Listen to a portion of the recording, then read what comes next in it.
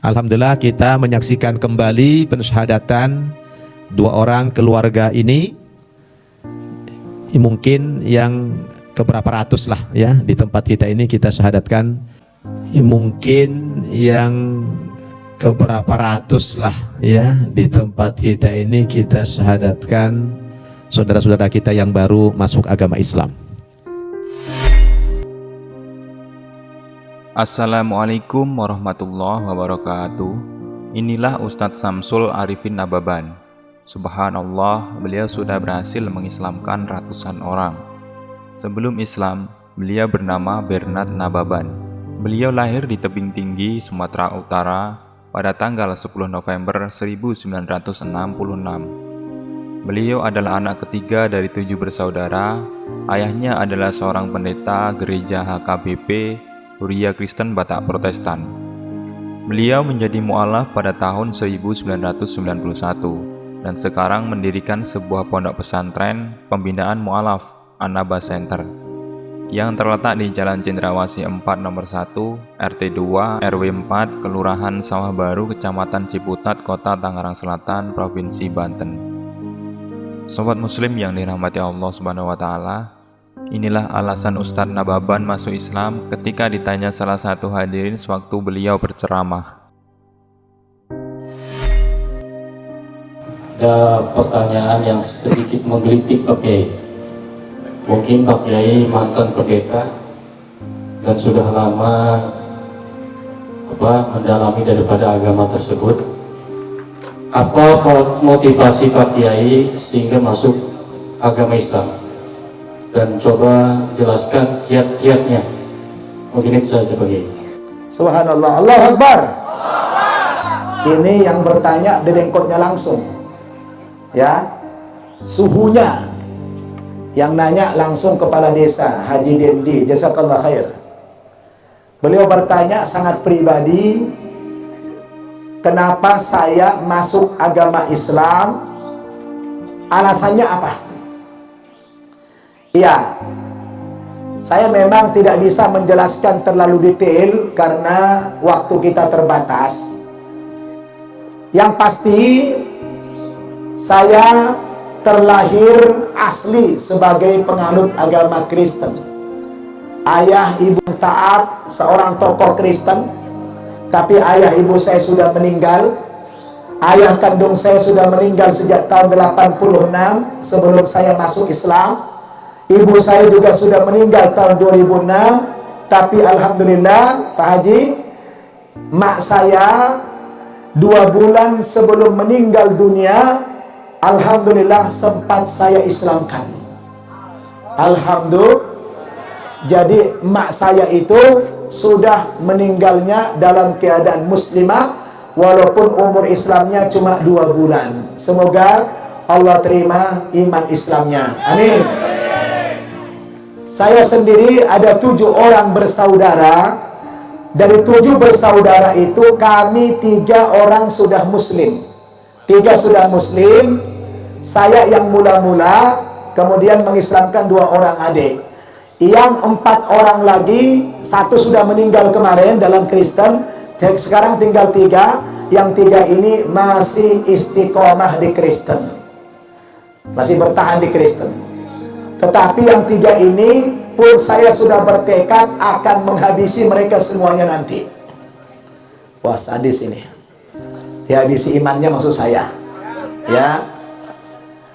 Nah, kenapa saya masuk Islam? Ini panjang ceritanya. Tapi inti saja, saya tidak pernah sebenarnya bercita-cita, berkeinginan, bahkan mimpi pun tidak pernah saya. Kalau kemudian saya ini menjadi seorang muslim kemudian hari, tidak pernah mimpi saya. Karena saya didoktrin dari kecil itu menjadi penganut Kristen yang taat. Dan saya sudah dikader menjadi tokoh. Awal mula saya bersentuhan dengan Islam ini adalah ketika saya dulu pernah mendengarkan ceramah di gereja oleh seorang mubaligh Kristen, penceramah Kristen, yang kebetulan latar belakang pendeta itu dulunya seorang ustadz katanya. Ya, seorang ustadz.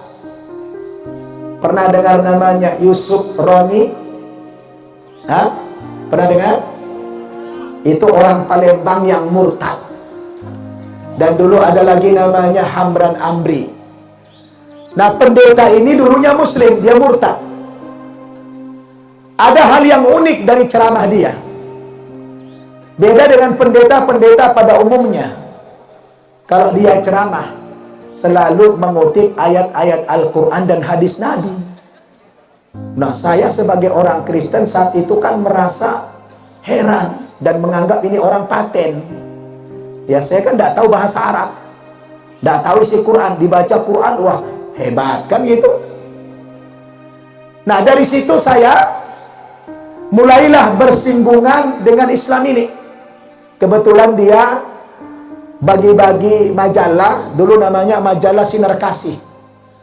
Jadi mereka bikin majalah Sinar Kasih, yang mana isi majalah ini banyak memuat ayat-ayat Al-Quran dan hadis Nabi yang diselewengkan maknanya.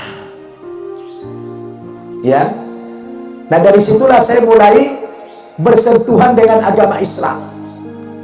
Lalu dari keseringan mendengarkan ceramah-ceramah itu membuat saya senang dengan ilmu-ilmu perbandingan agama.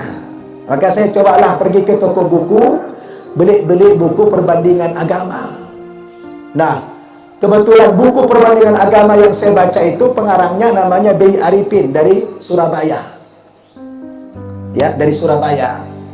Nah, tapi uniknya antara buku yang saya baca dari orang Islam dengan majalah yang saya baca yang dikarang pendeta-pendeta murtad ini, itu beda.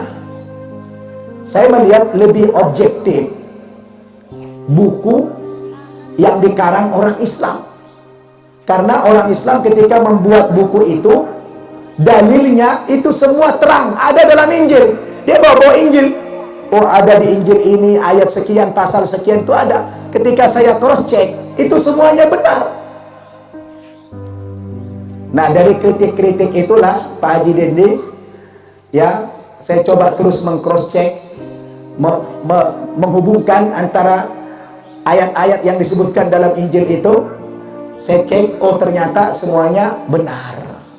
Nah, dari situlah awal saya mulai meragukan agama Kristen, sampai kemudian Allah memberikan hidayah kepada saya dengan proses 3 tahun saya membandingkannya. Nah, begitu ceritanya Pak Haji, panjang tapi saya nggak bisa cerita panjang-panjang. Yang intinya saja adalah dari belajar perbandingan agama itulah, ya, meragukan iman saya kepada Kristen, akhirnya Allah berikan saya petunjuk. Tapi setelah masuk Islam saya harus belajar Islam. Saya tidak mau masuk Islam hanya ganti KTP. Saya waktu itu mondoklah di Jawa Timur, di Jember 3 tahun. Kemudian saya kuliah di perguruan tinggi Kerajaan Saudi Arabia. Nah, jadi gitu ceritanya. Akhirnya setelah saya punya ilmu, alhamdulillah saya harus amalkan. Saya jadi ustadz, saya ceramah kemana-mana, karena saya pikir tidak boleh saya saja menikmati Islam ini, betul? Harus saya bagi kepada yang lain. Gitu Pak Haji, terima kasih.